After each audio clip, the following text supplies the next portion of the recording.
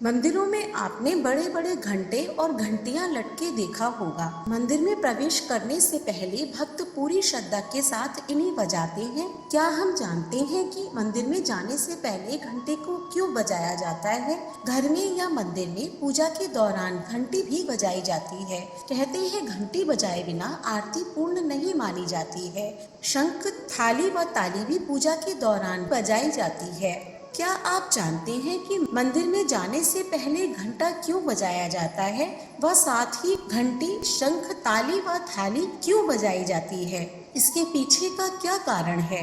तो आइए जानते हैं इन सभी सवालों के जवाब अपनी आज की इस वीडियो में। नमस्कार, स्वागत है आपका सनातन ज्ञान और संस्कार चैनल पे।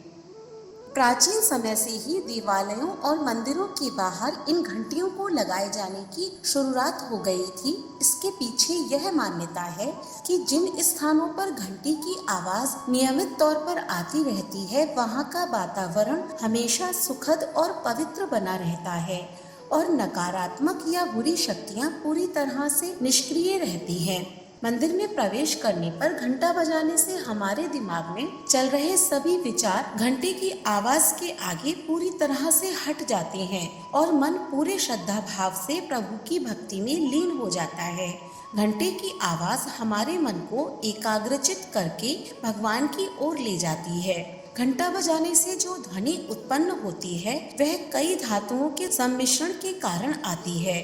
घंटे को निर्मित करने में कैडमियम, तांबा, जस्ता, निकिल, सीसा, क्रोमियम और मैग्नीज जैसी धातुओं का इस्तेमाल होता है। केवल इन धातुओं से ही नहीं, इन धातुओं को कितनी मात्रा में मिलाया गया है इस पर भी घंटे की आवाज निर्भर करती है।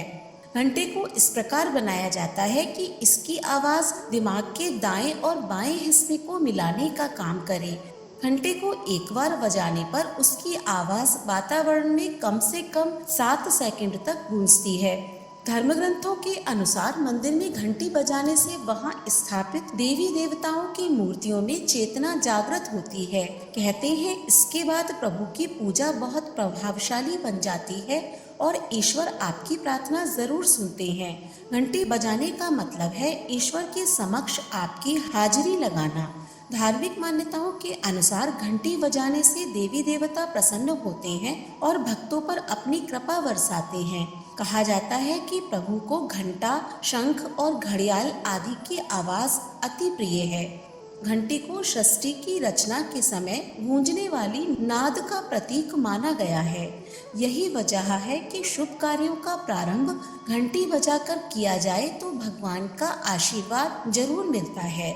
अगर वैज्ञानिक दृष्टिकोण से देखा जाए तो जब घंटी बजाई जाती है तो वातावरण में कंपन पैदा होता है जो वायुमंडल में काफी दूर तक जाता है।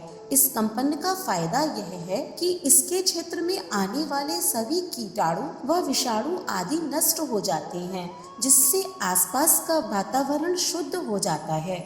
मंदिर में घंटी की ध्वनि वातावरण को प्रभावित करती है और इससे शांत, पवित्र और सुखद माहौल पैदा होता है। नकारात्मक ऊर्जा का नाश होता है और सकारात्मक ऊर्जा का संचार होता है। घंटियाँ 4 प्रकार की होती हैं: गरुड़ घंटी, द्वार घंटी, हाथ घंटी और घंटा। गरुड़ घंटी का उपयोग घर में पूजा में किया जाता है। यह आकार में छोटी होती है। द्वार घंटी घर के मुख्य द्वार पर लगाई जाती है। मान्यता है इससे नकारात्मक शक्तियां घर में प्रवेश नहीं करती है। हाथ वाली घंटी पीतल की ठोस एक गोल प्लेट की तरह होती है, जिसको लकड़ी के एक गत्ते से मारकर बजाया जाता है। घंटा लगभग 5 फुट लंबा और चौड़ा होता है।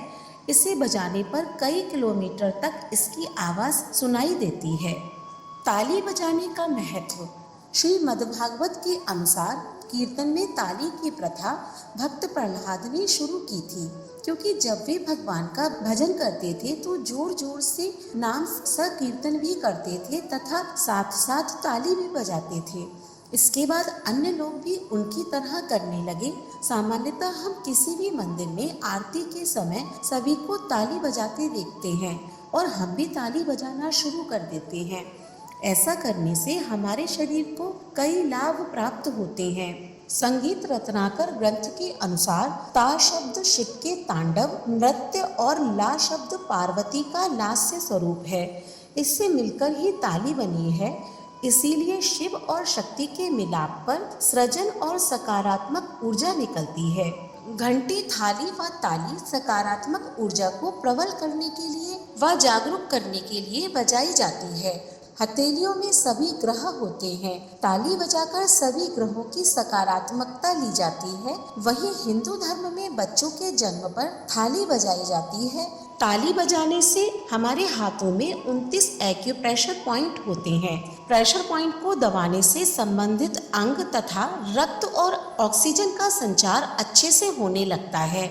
एक्यूप्रेशर के अनुसार इन सभी दबाव बिंदु को सही तरीके से दबाने का यह सबसे सहज तरीका है। हथेली पे दबाव तभी अच्छा बनता है जब ताली बजाते हुए हाथ लाल हो जाए, शरीर से पसीना आने लगे। इससे आंतरिक अंगों में ऊर्जा भर जाती है और सभी अंग सही ढंग से कार्य करने लगते हैं।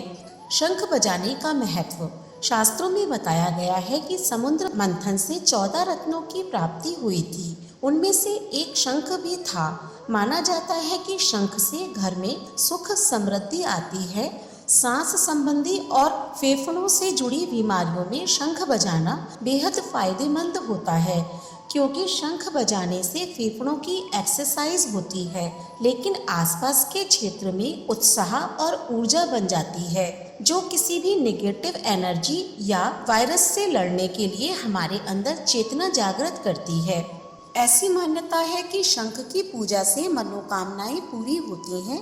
शंख बजाने से दुष्ट आत्माएं पास नहीं फटकती हैं। शंख को देवी लक्ष्मी की मूर्ति या तस्वीर के पास रखने से घर में सुख, समृद्धि और वैभव आता है। शंख की आवाज से वातावरण में मौजूद कई तरह के जीवाणुओं और कीटाणुओं का नाश होता है। इससे गैस की समस्या दूर होती है और शरीर की अंदरूनी अंगों की एक्सरसाइज हो जाती है। शंख की आवाज से आसपास का वातावरण शुद्ध होता है। देवताओं की प्रसन्नता के लिए घंटी बजाई जाती है। कहा जाता है कि देवताओं को घंटा, शंख और घड़ियाल की आवाज काफी पसंद होती है। यही कारण है कि मंदिरों में घंटी बजाई जाती है और साथ ही पूजा के समय शंख, ताली व थाली का प्रयोग किया जाता है। मंदिरों में प्रवेश करते समय घंटानाद अवश्य करें और थोड़ा समय घंटे के नीचे खड़े रहकर घंटानाद का आनंद अवश्य लें। आप चिंता मुक्त होकर तेजस्वी बनेंगे। घंटे की आवाज आपके जीवन में शांति व प्रसन्नता भरने की शक्ति रखती है। हमें उम्मीद है कि आज के वीडियो से आप ये समझ गए होंगे कि मंदिरों में घंटा क्यों बजाया जाता है व पूजा के दौरान घंटी, शंख, ताली व थाली का प्रयोग क्यों किया जाता है। वीडियो अच्छी लगी हो तो इसे लाइक करें और ज़्यादा से ज़्यादा शेयर करें। अब आप हमारी वीडियो फेसबुक पर भी देख सकते हैं। ऐसे ही धार्मिक वीडियोस देखने के लिए हमारे चैनल को सब्सक्राइब करें। धन्यवाद।